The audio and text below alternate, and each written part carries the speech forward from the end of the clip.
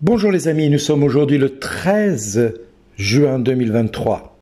La parole de ce jour nous invite à faire comme Paul, Sylvain et Timothée, que ce soit un oui et non pas un oui et non. Quand nous décidons de suivre le Christ, Paul nous le fait bien comprendre, que toutes les promesses de Dieu ont trouvé chez eux le oui de chacun d'entre eux à suivre le Christ, quelle que soit la difficulté rencontrée, quel que soit le moment vécu. Et quand ils disent Amen, en disant oui à Dieu, c'est pour sa gloire, c'est pas pour leur gloire personnelle. En clair, ils ne tirent pas profit de quoi que ce soit, à quelque niveau que ce soit. Mais le fait de dire oui et de dire Amen à ce oui, c'est-à-dire c'est la vérité, c'est le seul oui que nous voulons dire, eh bien cela les rend solides pour le Christ. Tant dans la relation qu'ils ont avec tout le monde que dans la relation qu'ils ont avec Dieu lui-même, puisque le Christ les a marqués d'un sceau qui est l'Esprit Saint qu'ils ont reçu par le don qu'il a donné à chacun d'entre eux, et par ce don, ils deviennent témoins. Alors, il est certain que quand nous lisons le psaume, quelle merveille tes exigences, aussi mon âme les garde.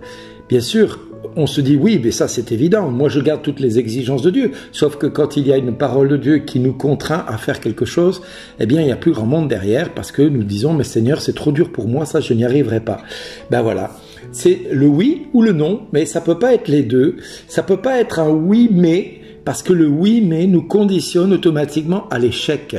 Et quand nous disons oui, je vais faire ceci, je vais, quoi qu'il arrive, j'y vais, et je m'y engage, et quoi qu'il arrivera, je vais aller jusqu'au bout de ma démarche parce que j'ai dit oui à un moment donné. Et ce oui, je ne reviens jamais dessus, je ne reviens jamais en arrière parce que sinon, je laisse la possibilité à l'ennemi de prendre le contrôle de ma vie et de me balloter comme une barque sur des flots secoués par la tempête. Eh bien, on va à droite, on va à gauche, on ne sait plus trop où on va. Et au final, on ne progresse pas, on régresse. Et Dieu nous demande d'être fidèles, que notre bouche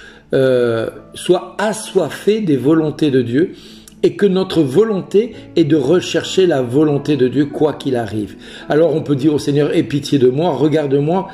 tu le fais pour qui aime ton nom, mais que ta promesse assure mes pas, qu'aucun mal ne triomphe de moi. Oui, mais cela nécessite aussi que chacun de nous soit avec un oui qui soit un oui. Pour simple et unique raison, c'est que dans l'évangile, Jésus nous dit, vous êtes le sel de la terre, mais si le sel devient fade,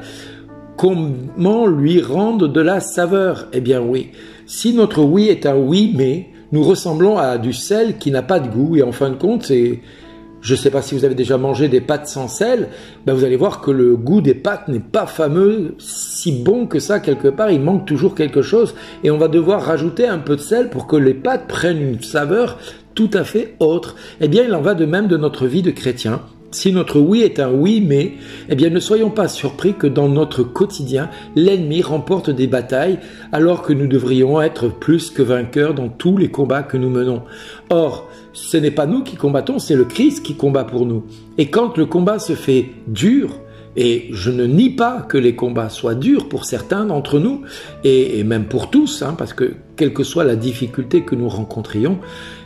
la difficulté doit être surmontée par un oui qui soit un oui ou un non qui soit un non, mais pas un oui conditionné à un mais derrière, à la condition que tu fasses ceci ou que tu fasses cela. Non, Jésus nous demande de dire un oui. Quand j'ai été choisi pour être diacre par l'Église et par Dieu, il est certain que nous avons répondu tous, tout futur ordonné, nous répondons oui, oui,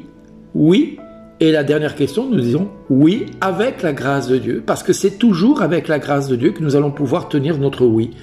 Quand bien même, par moments, nous allons tomber, eh bien nous nous rappelons toujours que ce oui, nous l'avons dit, et que nous ne pouvons pas revenir dessus, et que la seule chose qui nous fait, de temps en temps, hésiter à faire ceci ou faire cela, eh bien c'est le conditionnel que nous voulons mettre derrière. Et là, nous devons demander au Seigneur la grâce pour tenir bon dans notre oui. Et c'est la grâce que Dieu va venir nous apporter en disant « Oui Seigneur, quoi qu'il arrive, je tiendrai bon quoi qu'il arrive. Et ce oui, il est un oui total et définitif, on ne revient jamais dessus. Et quand nous faisons serment de fidélité à l'Église en tant que futur ordonné, l'évêque nous convoque et nous demande de prêter serment sur la parole de Dieu, de faire un serment qui soit un serment de fidélité pour être obéissant à l'Église, pour être dans l'obéissance à la parole de Dieu, pour être obéissant d'abord à ce que Dieu nous commande, c'est-à-dire de nous aimer les uns les autres comme lui nous a aimés le premier. Lui-même n'a pas limité son amour, il nous a donné son amour sans condition. C'est comme si le Christ nous disait « Je t'aime, mais à condition que tu fasses ceci ou que tu fasses cela. » Eh bien non, le Christ nous aime tel que nous sommes et il n'a pas attendu que nous soyons parfaits pour nous aimer. Il nous a aimés tels que nous sommes. Et c'est pour ça qu'il dira à son Père du haut de la croix « Père, pardonne-leur, ils ne savent pas ce qu'ils font. » Jésus brille dans les ténèbres comme une lumière au milieu de ces ténèbres. Il est cette lumière qui éclaire tous les hommes et qui montre le chemin à ce bon larron qui va comprendre que Jésus, tout en mourant sur la croix, est quand même la seule lumière qu'il lui fallait dans sa vie pour reconnaître l'autorité du Christ, et il lui dira « Souviens-toi de moi, quand tu entreras dans ton royaume, eh bien Jésus lui dira aujourd'hui même, tu seras avec moi dans le paradis. » Le bon larron se rappelle que Jésus est souverain à l'ultime démarche qui lui reste à faire et à vivre, c'est-à-dire ce passage de ce monde à l'admirable lumière à laquelle nous sommes tous appelés, c'est-à-dire à entrer dans le royaume de Dieu, debout, fidèle, serein et surtout confiant que Dieu va venir nous secourir dans les moments de faiblesse. Eh bien oui, lui, le bon larron, ne pouvait rien faire pour sauver sa vie, il ne pouvait rien faire pour rattraper ses erreurs, mais Jésus a tenu sa promesse, quand bien même il était en train de mourir sur la croix, et il lui a promis que le jour même il serait avec lui dans le paradis. En clair, Jésus savait d'avance ce qui allait lui arriver, et savait pertinemment que cet homme, par le simple acte de foi, d'espérance dans la venue de son royaume,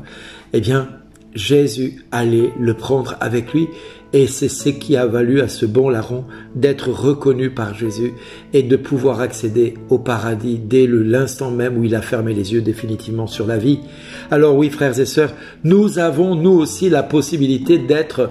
du sel pour lequel le Christ veut que nous soyons, c'est-à-dire un sel qui ne vient pas à s'affadir, qui soit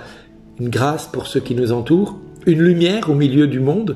parce que nous sommes appelés à être des lumières dans ce monde de ténèbres, pour que la grâce passe et que la bénédiction abonde. Là où le péché abonde, la grâce surabonde, eh bien la miséricorde doit être notre moteur pour aller de l'avant. Et quel que soit le oui que nous avons dit, que nous ne revenions jamais sur ce oui, que ce soit toujours un oui sans condition, quelles que soient les difficultés que nous sommes appelés à vivre ou à rencontrer. Frères et sœurs, vraiment je vous exhorte tous et toutes à être une lumière dans ces ténèbres que le monde vit aujourd'hui, pour que le Christ puisse briller dans ces ténèbres à travers chacun de nous, que notre oui soit un oui, et à chacun de nous, Jésus pourra dire « Merci d'exister ».